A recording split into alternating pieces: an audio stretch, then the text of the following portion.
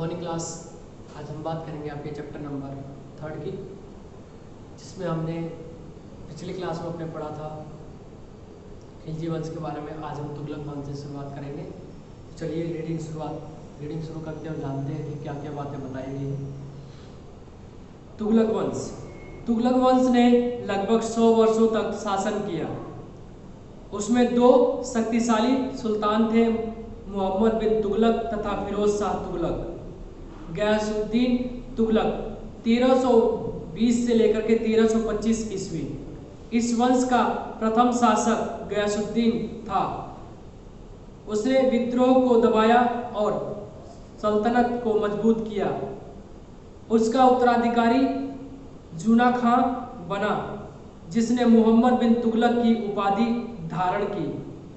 दिल्ली के प्रसिद्ध तुगलकाबाद किले का निर्माण उसी ने कराया था, लेकिन 1325 ईस्वी में उसका रहस्यमयी परिस्थितियों में मृत्यु हो गई। मोहम्मद तुगलक 1324 से लेकर के 1351 ईस्वी तक वह मोहम्मद तुगलक का शासक था, जिसमें सल्तनत दूर दूर तक फैल गई थी। एक विदेशी यात्री इब्न बतूता ने उसके शासन के बारे में विश्वसनीय जानकारी दी थी। इब्न बतूता मोरक्को से भारत आया था।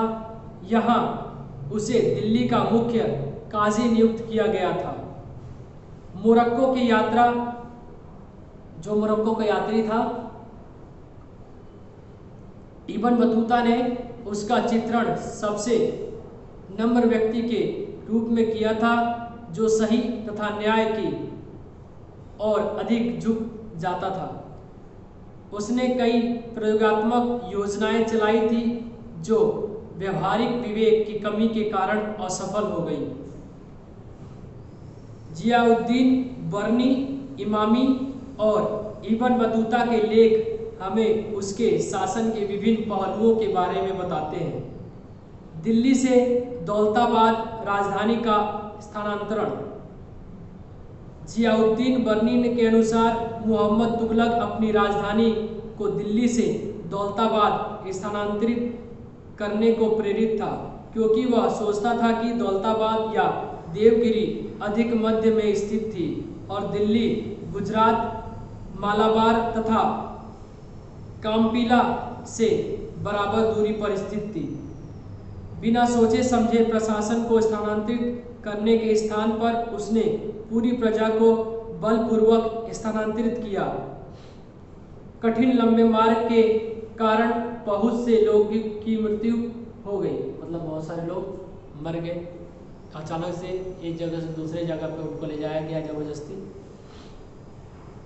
और अंत में 2 वर्ष के बाद राजधानी को वापस पहले स्थान पर स्थानांतरित किया, यानी कि वापस से कहाँ आ गए, दिल्ली आ गए। सांकेतिक मुद्रा। 1330 ईस्वी में सुल्तान ने सांकेतिक मुद्रा चलाई, जो कि पीतल या तांबे के सिक्के थे, जिनका मूल्य चलने में मौजूदा चांदी के सिक्कों के बराबर था। यह प्रयोग भी एक आपदा के रूप में समाप्त हुई, क्योंकि वहां कोई सही नियंत्रण या रोक नहीं था। इसलिए परिणाम स्वरूप दूर दूर तक जालसाजी हो गई। फिरोज शाह तुगलक 1351 से लेकर के 1388 ईस्वी के मध्य की बात है। फिरोज शाह तुगलक मोहम्मद बिन तुगलक का चचेरा भाई था। वह अमीरों तथा उलेमाओं का समर्थन चाहता था, ताकि वह शांतिपूर्वक शासक बन सके और शासन कर सके। फिरोज शाह का मुख्य उद्देश्य राज्य को संगठित करना था। इसके लिए उसने प्रशासन में सुधार करने की शुरू किए। उसने दिल्ली में फिरोजाबाद शहर का निर्माण किया, जिसे आज फिरोज शाह कोटला के नाम से जाना जाता है। उसने लगभग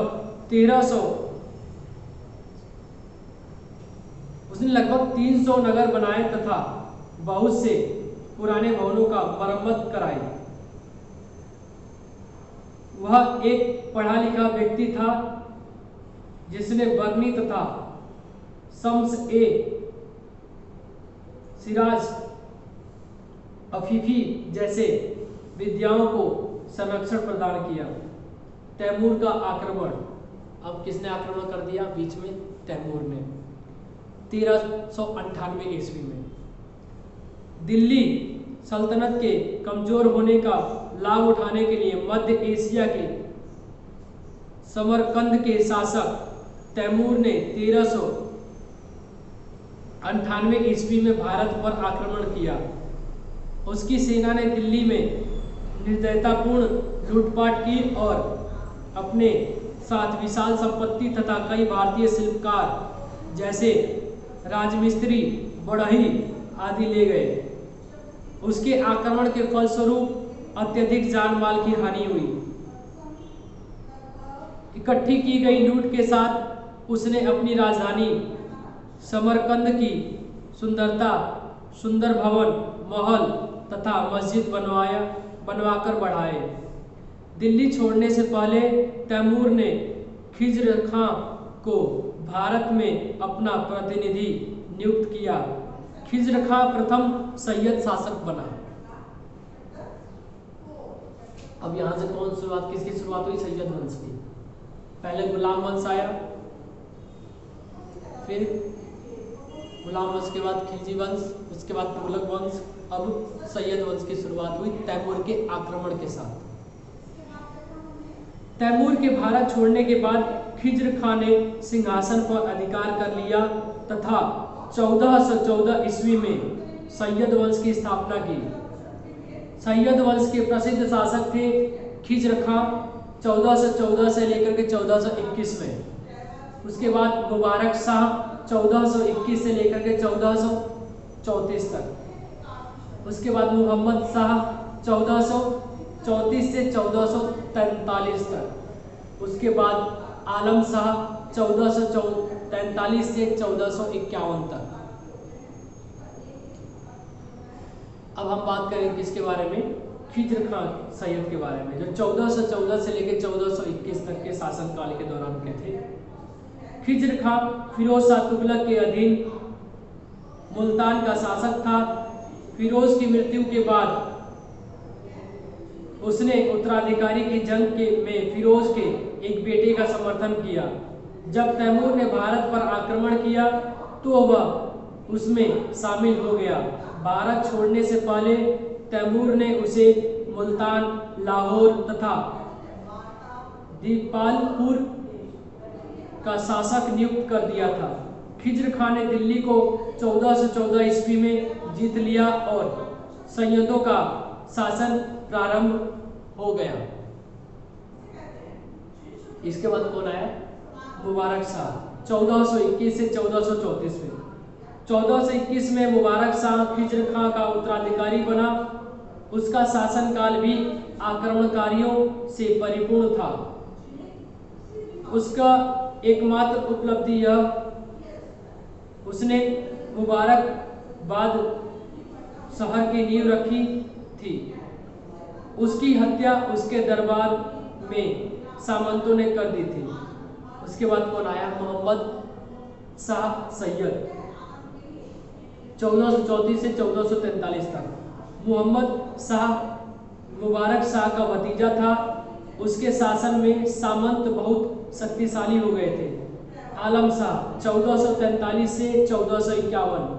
आलम शाह एक बहुत ही कमजोर शासक था। वह दिल्ली के स्थान पर बदायूं चला गया, जिससे सैयद वंश का एक आघात लगा। इस प्रकार उसने बहलोल लोधी के सामने आत्मसमर्पण कर दिया। ये था अंत किसका था? एक सैयद वंश का इस तरह से अंत हो गया।